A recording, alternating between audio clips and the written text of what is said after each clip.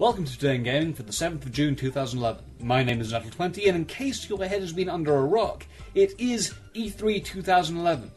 As you can imagine, there's probably a little too much news to fully cover in a 10-minute long news show. So what we'll be doing is limiting ourselves to the major press conferences today, and then looking at big third-party announcements tomorrow. As such, we'll be looking at Microsoft's press conference, Sony's press conference, and Nintendo's press conference over the course of the show. To begin, let's look at Microsoft, who kicked off E3 this year at 9:30 AM PST. Pre-E3 hype for Microsoft had been somewhat subdued, the biggest news coming from the accidental leak of Halo 4 alongside Combat Evolved's HD remake.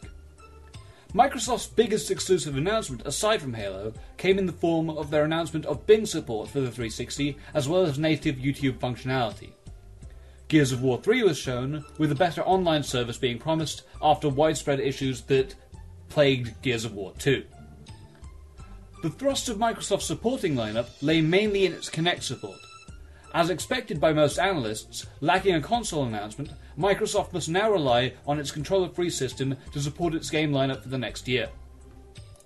Games such as Mass Effect 3 and later Ghost Recon Future Soldier are confirmed as having Kinect support, as well as Forza 4, which uses a new head-tracking system. Games such as Rise, a sword-fighting game set in ancient Rome from Crytek, and Dance Central 2 are wholly reliant upon the system. Microsoft have already followed up the Kinect Star Wars game that debuted at last year's conference, showing the ability to use the Force to, for example, lift up tanks.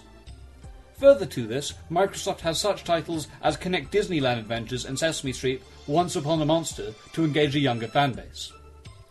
However, reception from Microsoft's conference was unenthusiastic, with many of the more casual games failing to impress members of the press. Sony's conference followed, closing out the Monday. Sony's position going into the conference was one of make or break. With the debut of the NGP, Sony could either take advantage of a weakness in Nintendo or suffer a similar fiasco to that of 2006. Sony chose to debut their event with a look at Uncharted 3: Drake's Deception.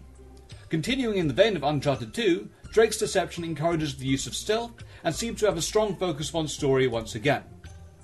Sony furthered their appeal to the hardcore demographic by introducing HD remakes of Shadow of the Colossus and Ico, alongside HD remakes of the PSP God of War titles. A new Sly Cooper game debuted at the conference after what Sony claimed to be years of fan appeal.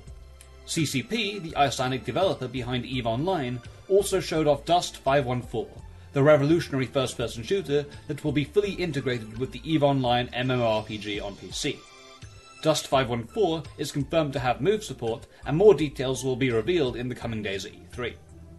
Irrational, the team behind Bioshock Infinite, strengthened the move lineup by announcing that the game will contain full move support.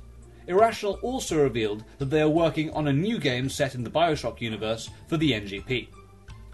PlayStation Suite, a Sony-based platform for Android smartphones, was next out of the gate. It appears Sony's strategy is to entice users over to the PlayStation platform by providing them with an efficient service on their smartphones. It was at this point that Sony unveiled the NGP, rechristening it the PlayStation Vita. The Vita possesses a diverse array of features. It has dual analog sticks, front and rear touchpads, front and rear cameras, as well as Wi-Fi and 3G Wi-Fi. Less exciting was the prospect that the Vita will be exclusively carried by AT&T, a wireless provider known for its lack of reliability in the US. The Vita also possesses the ability to enable voice chat no matter what game is being played with a party-based service similar in functionality to Ventrilo or TeamSpeak. Further, it also possesses PlayStation Near, a software package that allows you to compare achievements and trophies to people close in proximity to you. Graphically, the PlayStation Vita looks incredible, with Uncharted Golden Abyss being the flagship game for the platform. Golden Abyss was backed up by Ruin, a Diablo-style hack-and-slash adventure, Mod Nation Races, Little Big Planet, and Tekken vs Street Fighter. The Vita version of the latter game is confirmed to have Cole from Infamous as a playable character. Closing the show, Sony opted to show a montage of content that will be available for the PlayStation Vita. Among these include such fan favourites as Wipeout and Dynasty Warriors, but the overall message was that the Vita has third-party support to rival that of the 3DS. In general, Sony's conference went very well, with most critics coming out very pleased with not only the PlayStation Vita, but also its competitive pricing at $250. Nintendo's press conference began Tuesday morning, with most people feeling that the Big N had a lot of work to do to catch Sony. Nintendo opted to begin with an explanation of the events for Zelda's 25th anniversary. Zelda: Link's Awakening will become available on the Nintendo 3DS store this week, and will be followed up by Ocarina of Time 3DS next weekend. Further to this, Skyward Sword will launch at the end of the year and be accompanied by a series of symphony orchestra concerts commemorating the 25th anniversary over the course of fall. Nintendo then unveiled its first-party lineup for the 3DS, going into the end of the year. Given Vita's end-of-year release, this lineup is particularly important in determining industry dominance. Nintendo showed 5 first-party titles in this vein: Mario Kart 3DS, Lylat Wars, Super Mario 3D, Kid Icarus, and Luigi's Mansion. Mario Kart 3DS will feature gliders and underwater driving. Lylat Wars will feature fully realised 4-player multiplayer alongside its single-player campaign.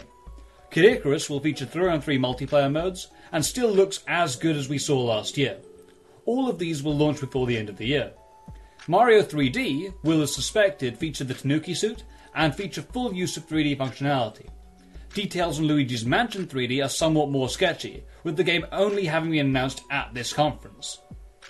Nintendo also continued to tout the 3DS's third-party support, showing footage from Resident Evil Mercenaries, Mario and Sonic at the London Olympic Games, Ace Combat 3D, Tetris, Cave Story 3D, Resident Evil Revelations, Drive Renegade, Pac-Man and Galaga Dimensions, Tekken 3D, and Metal Gear Solid Snake Eater 3D.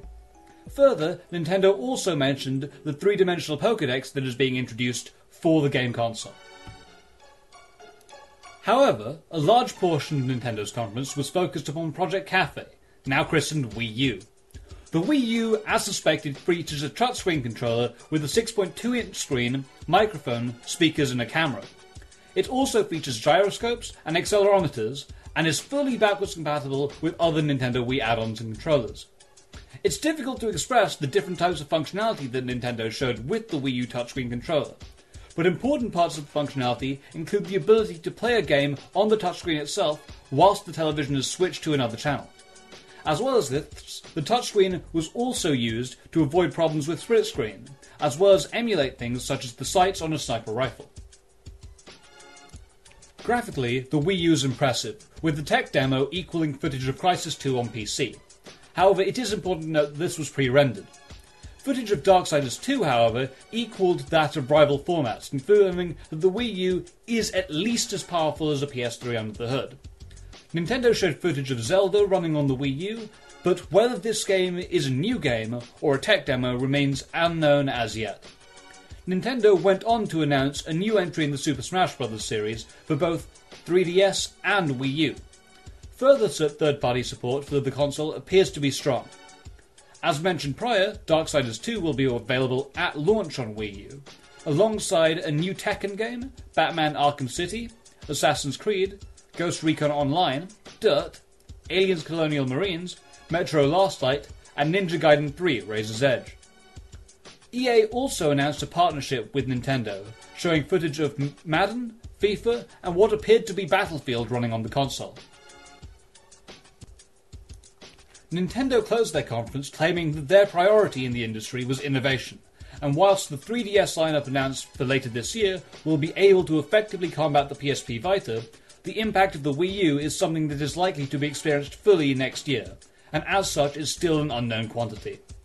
That's it for Today in Gaming for the 7th of June 2011. My name's been Natural20, and I will catch you all tomorrow.